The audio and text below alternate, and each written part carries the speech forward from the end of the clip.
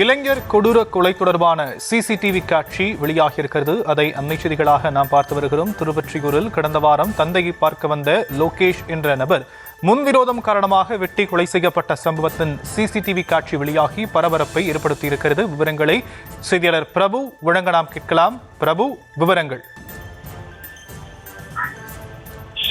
வணக்கம். திருவொற்றியூரில் கடந்த வாரம் தந்தையை பார்க்க வந்த மகன் வெட்டி படுகொலை செய்யப்பட்டார். அந்த சம்பவத்தின் அந்த சிசிடிவி காட்சியானது தற்போது வெளியாகி பரபரப்பை ஏற்படுத்தி இருக்கிறது. திருவொற்றியூர் ஏகவல்லியம்மன் பகுதியை சேர்ந்தவர் லோகேஷ். இவர் மீது வழிப்பறி மற்றும் கொலை முயற்சி உள்ளிட்ட வழக்குகள் இருந்து வருகிறது. இவருடைய தந்தை திருவொற்றியூர் மார்க்கெட் பகுதியில் தேநீர் கடையில் மாஸ்டராக வேலை செய்து வருகிறார். இந்த நிலையில் அவரை பார்ப்பதற்காக தான் கடந்த 29ஆம் தேதி லோகேஷ் அவரை பார்க்க சென்றிருக்கிறார். அப்போது லோகேஷ் மூவரால் வெட்டி படுகொலை செய்யப்பட்டிருக்கிறார். பயங்கர ஆயுதங்களால் அவரை வெட்டி படுகொலை செய்தனர்.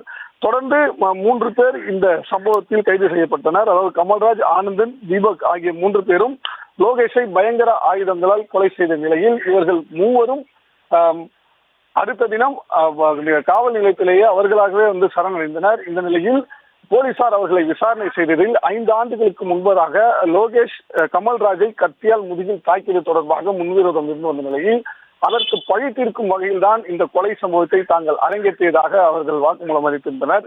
இந்த நிலையில் இந்த மூவரும் சேர்ந்து லோகேஷை நோட்டமிட்டு இருசக்கர வாகனத்தில் சென்றபடி அங்கு நின்று கொண்டிருந்த லோகேஷை நோட்டமிட்டு அறிவாளால் வெட்டி கொலை செய்யப்படக்கூடிய அந்த சிசிடிவி காட்சியானது தற்போது வெளியாகி பரபரப்பை ஏற்படுத்தி இருக்கிறது. மக்கள் நடமாட்டம் மிகுந்த அந்த இடத்திலேயே நடைபெற்ற இந்த கொலையின் சிசிடிவி காட்சியானது தற்போது வெளியாகி அதிர்ச்சியை ஏற்படுத்தியிருக்கிறது.